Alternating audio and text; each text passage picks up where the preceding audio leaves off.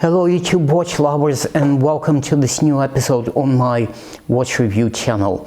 So today I want to talk about the two GMT watches that were released in the same year, in the same, now so distinct Baselworld show, the 2018, which probably was the best one in my memory, because Omega were there, Rolex were there, Patek were there, everyone was there in 2018. Starting from 2019, it started breaking up, but I'm not going to talk about the Baselworld.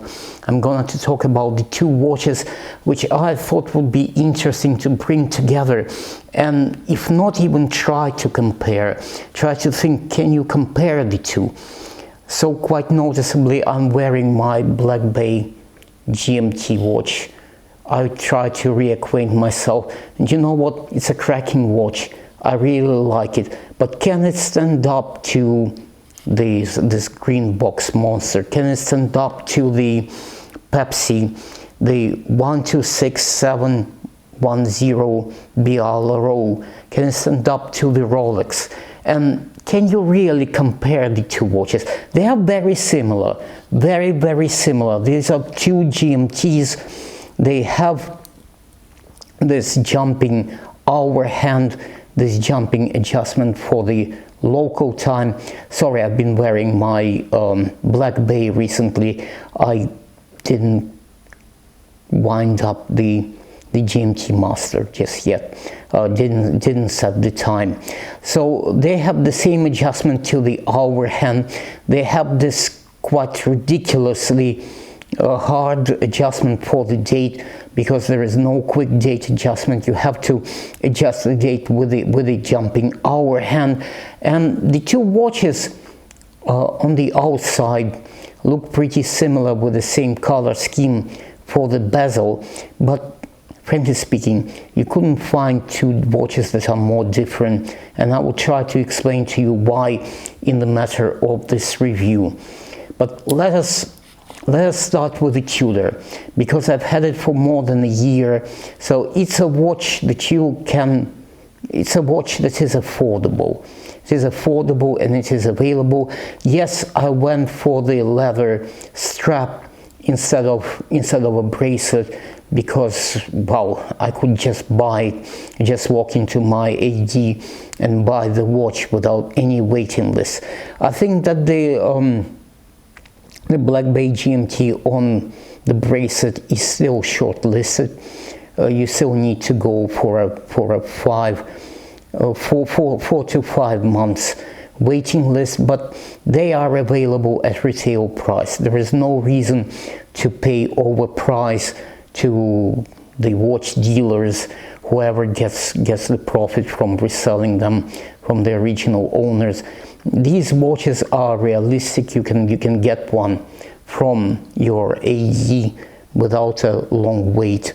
The ones on the native strap and the leather strap are available as we speak from our local Tudor dealership here in Belfast. So, comparing the two watches, I have to say that the wearing experience is very different for the two. So let us go through the basis, but let us go comparing the two watches just side by side. I don't know if I can comfortably put the Rolex on my wrist.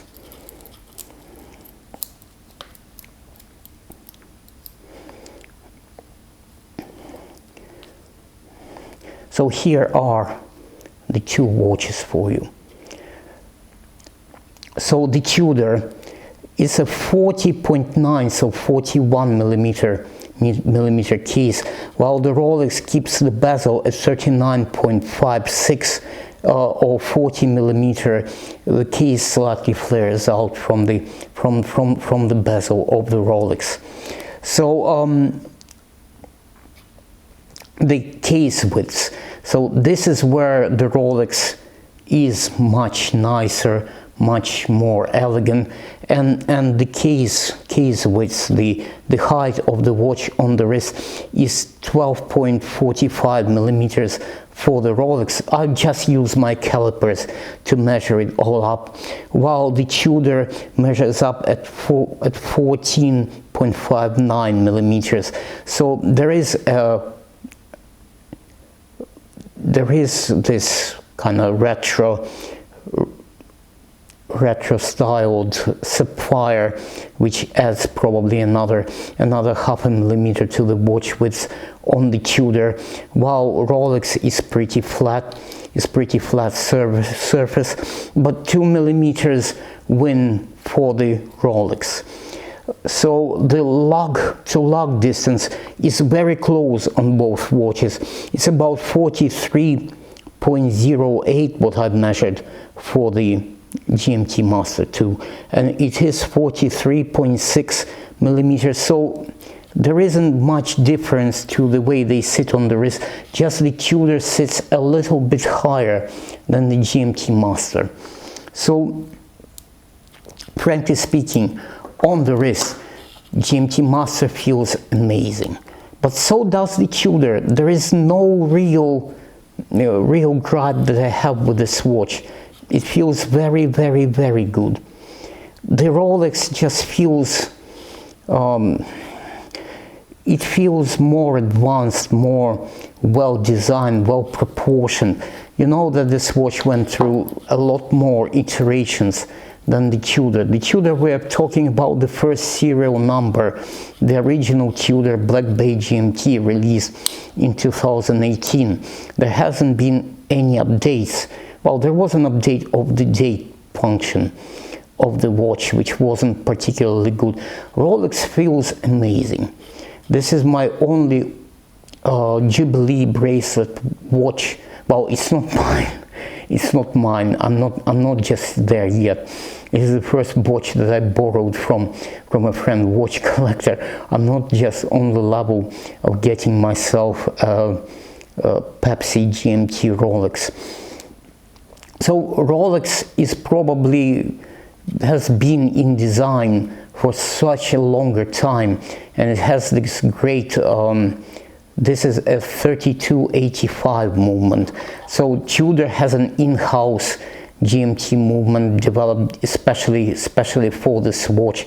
So there isn't much that separates these watches in terms of function, but the Rolex feels just amazing. This is one of the best of the Pepsi watches that you can possibly get. But what I have to say about the two watches, that they actually represent a really different step in watch collecting. The Tudor can be your starter, while the Rolex, you probably would have to go through this Explorer, maybe followed by a Submariner, and then only coming towards getting a Pepsi or a Batman GMT watch. So this is related in the prices, because the Tudors, I really would not recommend buying them from the watch dealerships. The Tudors are available. You can buy the one that I'm showing you on a strap is £2,800. The one on the bracelet, £3,040, and I really would not recommend paying more, because these watches are produced in bulk. The Rolexes are still kept on a probably 2-3 year waiting list, and you need really to wait in the dealerships, otherwise you're paying twice the price. And with the original price of being over 7,000 British pounds, like paying 15,000 just to skip that waiting time, just to get in front of everybody else, I think it's a bit of cheating. You're really better off with waiting and getting one of these for the Rolex price. And it's an amazing watch. It's a beautiful watch, but I have to say that the Tudor feels every little bit as good. Let us swap back.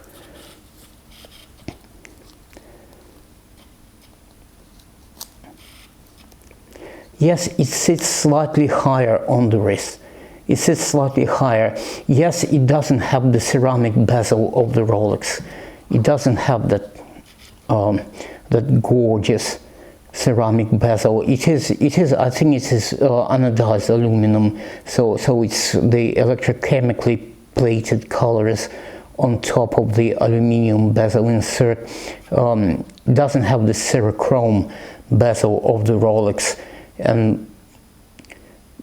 But the watch is every little bit as good, and I actually prefer my Tudor on this leather strap. So this is the distressed leather. It adds to the retro style of the Tudor watch, and I'm actually quite happy. I'm not as yet on the waiting list for the Pepsi Rolex. I probably will be. At the moment, I just want the 2020 Submariner in my collection, but maybe then I will go for a GMT Master. This is more refined. This is more refined, but we know that there is a long history behind this watch. There is much more anticipation of what this piece would be, what it would feel on the hand, and I'm not in a rush. I have a great GMT Pepsi watch, which compares, well, you cannot compare the two. This is the start of watch collecting. This is probably just before you start looking into getting a Patek Calatrava, or maybe if you can afford the F. Pigeon Chronomat Bleu, would be just a step up from collecting Rolexes. But you're not gonna lose money on this watch. You're not gonna lose money on this watch, no matter how much you pay for this watch. New, the Rolexes retain their retail prices and are always, well, you wouldn't lose money on a Rolex unless you're overpaying to start with. So here for you, start of watch collecting, somewhere towards a reasonable state in your watch collection. Very, very, very different watches, although I was trying to present them as something of the same thing. They're different. They represent different stages. This is a very good entry-level watch. This is an aim to get towards. Really need to build up your status with your authorized distributor. I think you really need to impress them with your loyalty before you would be even considered to be put on the waiting list for the Rolex Pepsi GMT. It's a beautiful watch. It's a beautiful watch and feels amazing on the wrist. And well, start with something affordable. Start with something available today, and just keep in mind your aims, where you're moving with your watch collection, and just consider to have a GMT Master at some point in the future. Beautiful watch, really like it. Feels amazing on the wrist. It's even thinner than the Submariner. So Submariner has higher depth, higher water resistance than the GMT Master. I'm not giving you all the characteristics, I'm just showing you what these watches are in real life, how they compare, whether you can compare them. So I would say you cannot compare these two. Entry level towards the middle of your watch collection, and both watches deserve their position in their watch boxes in your collection. Really beautiful pieces. So I hope that you enjoyed what you just seen, and if you enjoyed, just